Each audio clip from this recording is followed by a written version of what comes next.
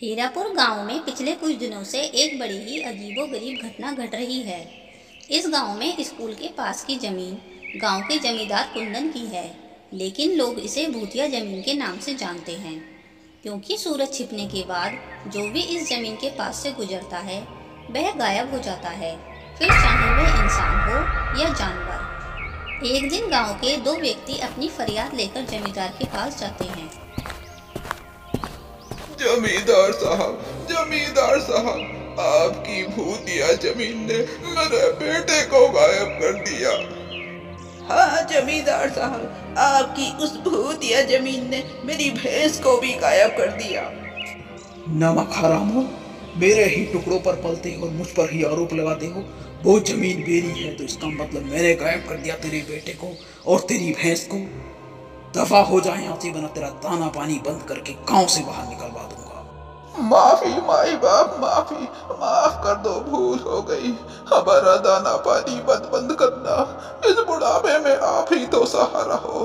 हम अभी यहाँ से चले जाते हैं। बेचारे गांव वाले जमींदार की धमकी से डर जाते हैं और वापस अपने घर आ जाते हैं, लेकिन गांव में वह अजीबोगरीब घटना घटती ही रहती है। इसी गांव में गोविंद अपनी माँ के साथ रहता है।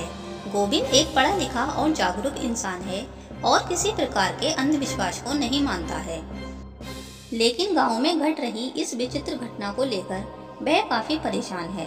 वह किसी भी प्रकार इस पूरे मामले की तह तक जाना चाहता है, इसलिए एक दिन वह सूरज छिपने के बाद जमींदार की उस भूतिया जमीन की ओर चल देता है। गोविंद उस जमीन के पास पहुंच जाता है कि तभी वहां पर एक बवंडर बन जाता है और फिर वह बवंडर गोविंद को अपने साथ ले जाता है। थोड़ी देर के बाद गोविंद एक दूसरी जगह पहुंच जाता है।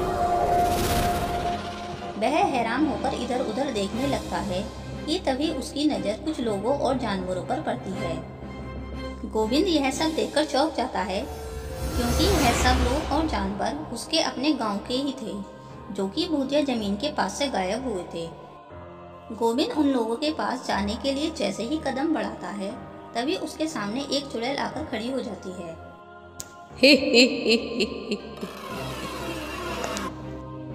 लेकिन गोविंद उसे देखकर जरा भी नहीं डरता और उससे पूछता है, कौन हो तुम और इन सबको लेकर यहाँ क्यों आई हो? पहली बार मैंने इतना निडर इंसान देखा है, जो मुझसे डरना तो दूर उल्टे मुझसे ही सवाल कर रहा है। तू मेरा काम कर सकता है बच्चे।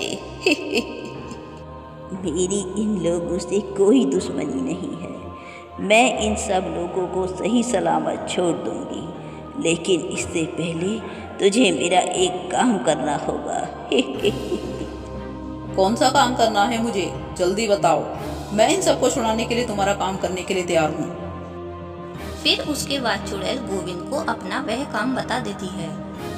ठीक है, मैं इन सब में यकीन तो नहीं करता, लेकिन अपने गांव वालों को छुड़ाने के लिए मैं यह भी करूँगा। इसके बाद फिर से बवंडर उठता है और गोविंद को वापस उसी जगह पर छोड़ देता है।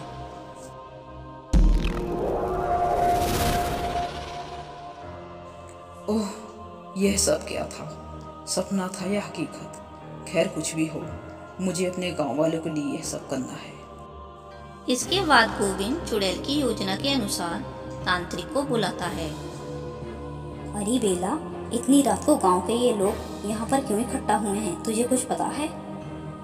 मुझे तो नहीं पता चंपा। आगे चल के देखते हैं, वहीं जाकर पता चलेगा कि मामला क्या है। फिर उसके बाद जमींदार कुंदन सहित गांव के सभी लोग तांत्रिक के पास इकट्ठा होते हैं। ये सब क्या हो रहा है यहाँ पर? और तांत्रिक तू क्या नौटंकी कर रहा है यहाँ पर? आइए जमींदार साहब, आइए। मेरी ये तंत्र विद्या कोई नौटंकी नहीं है। आज पूरे गांव के सामने भूतिया जमीन के असली गुनाहगार का पर्दाफाश होगा। मेरी ये खोपड़ी असली गुनाहगार के पास जाकर रुक जाएगी और उसके मुंह से भयंकर आग निकलने लगेगी। उसके बाद तांत्रिक के द्वारा छोड़ी गई खोपड़ी जमींदार के पास आकर रुक जाती है और उसके मुंह से भयंकर आग निकलने लगती है, जिससे जमींदार बुरी तरह बौखला जाता है। तांत्रिक के बच्चे, पागल तो नहीं हो गया है? तेरा दिमाग ठिकाने पर है?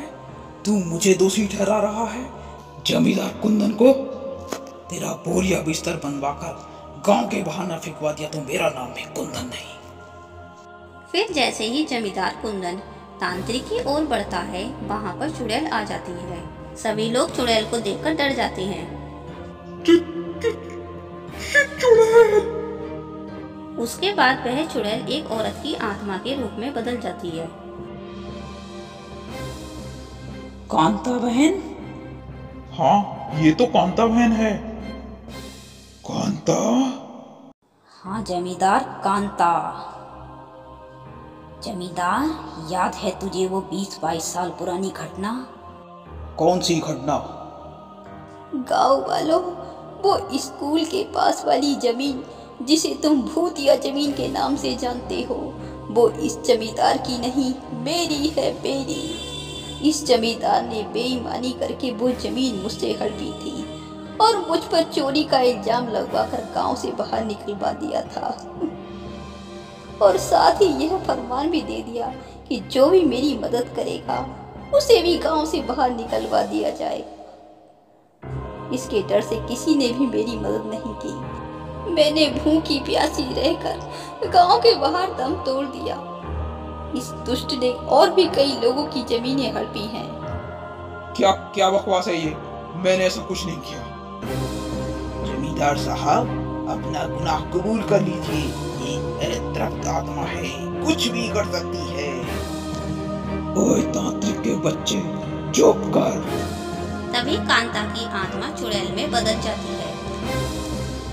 मुझे मुक्ति तभी मिलेगी जब मैं इस जमींदार को उसके किए की सजा दूंगी। नहीं, मुझे छोड़ दो। फिर उसके बाद चुड़ैल जमींदार को मार देती है। एक अत्याचारी का अंत हुआ। गांव वालों, मुझे माफ कर देना। इस जमींदार की वजह से मुझे गांव के कुछ लोगों और जानवरों को गायब करना पड़ा, लेकिन वो सब सुरक्षित हैं और थोड़ी ही देर में यहाँ आ जाएंगे। गोविंद, तू एक पढ़ा लिखा और समझदार इंसान है। तू मेरी इस जमीन पर एक स्कूल बनवा देना, जिससे गांव के गरीब बच्चे भी पढ़ सकें और तेरी तरह पढ़ लिख कर समझदार बन सकें।